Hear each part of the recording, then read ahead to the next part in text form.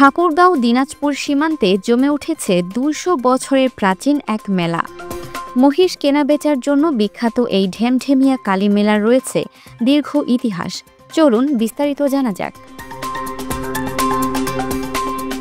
ইতিহাস আর ঐতিহ্যের সাক্ষী হয়ে আজও স্বমহিমায় টিকে আছে ঐতিহাসিক ঢেমঢেমিয়া কালী মেলা।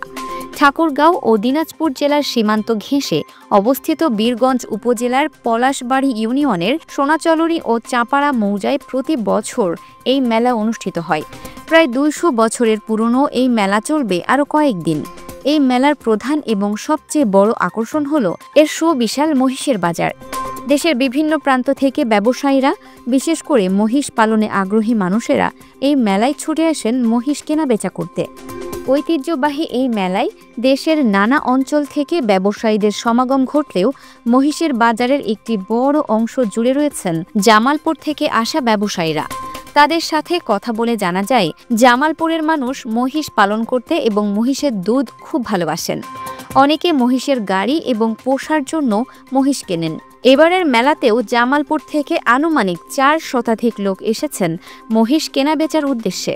তারা মূলত এই কালী মেলার ঐতিহ্য এবং সুনামের কারণেই প্রতি বছর এখানে আসেন।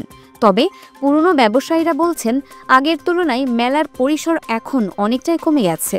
একজন ব্যবসায়ী জানান, আগে যে বড় মেলা হতো এখন তার ৪ ভাগের ১ ভাগে এসে দাঁড়িয়েছে। মেলায় মহিষের দরদামও বেশ ভালো। বিক্রেতারা জানান, একসময় তারা ৫ লাখ টাকায় মহিষের জোড়া বিক্রি করেছেন। বর্তমানেও ভালো মানের মহিষ ৪,১৫,০০০ টাকা থেকে শুরু করে ৫,২৫,০০০ টাকা পর্যন্ত বিক্রি হচ্ছে। এমনকি কিছু মহিষ ৬.৫ লাখ টাকা পর্যন্ত বিক্রি হয়েছে বলে জানা যায়। তবে এত বড় একটি আয়োজন এবং লক্ষ লক্ষ টাকার লেনদেন সত্ত্বেও মেলায় রয়েছে বেশ কিছু অব্যবস্থাপনা ও ঘাটতি, যা দূর দূরান্ত থেকে আসা ব্যবসায়ীদের ক্ষুব্ধ করেছে। ব্যবসায়ীদের অভিযোগ, মেলায় প্রাকৃতিক ডাকে সাড়া দেওয়ার জন্য পর্যাপ্ত পরিমাণ টয়লেট বা শৌচাগারের ব্যবস্থা নেই। বিশেষ করে পানির সমস্যাকে তারা কঠিন সমস্যা বলে অভিহিত করেছেন। টয়লেট এবং পানির সুব্যবস্থা না থাকায় নামাজের জন্য তাদের সমস্যায় পড়তে হচ্ছে। এর পাশাপাশি টাকা পয়সার লেনদেনের ক্ষেত্রে নিরাপত্তার ঘাটতি নিয়েও তারা উদ্বেগ প্রকাশ করেছেন। একজন ব্যবসায়ী বলেন, একটি মহিষের দাম ৫ থেকে ৫.৫ লক্ষ টাকা। এই বিপুল পরিমাণ অর্থ নগদ বহন করা অত্যন্ত ঝুঁকিপূর্ণ। যদি কোনো অপ্রীতিকর ঘটনা ঘটে তবে ব্যবসায়ীরা আগামীতে এই মেলায় আসতে নিরুৎসাহিত হবেন। নওগাঁ জেলা ধামরাট থানা নিয়ে আসছিলাম ২৮-৩০ টাকা। বৃহস্পতিবারে আসি, আর আজকে চলে যাবো। আল্লাহর মোটামুটি ভালোই হয়েছে, খুব খারাপ হয়নি, খুব ভালো না, স্বাভাবিকভাবে ছিল।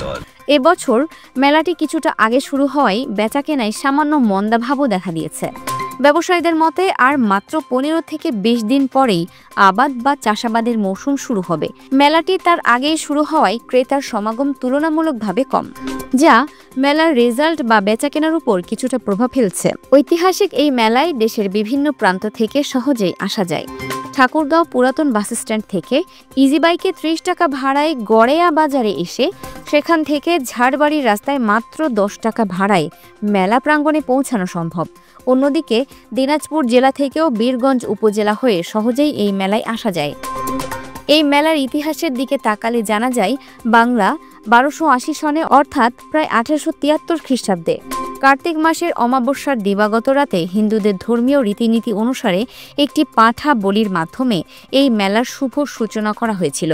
সেই সময়ে মেলার দায়িত্বে ছিলেন শ্রীযুক্ত সংশয় সরকার এবং সভাপতির দায়িত্বে ছিলেন মেলার আয়োজনের জমিদাতাগণ।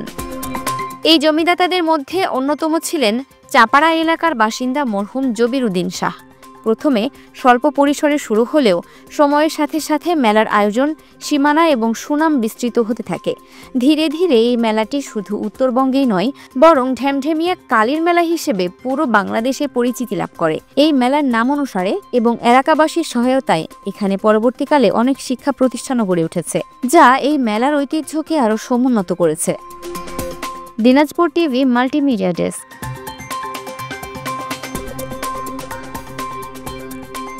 দিনাজপুর টিভি মানুষের জীবনের কথা বলে।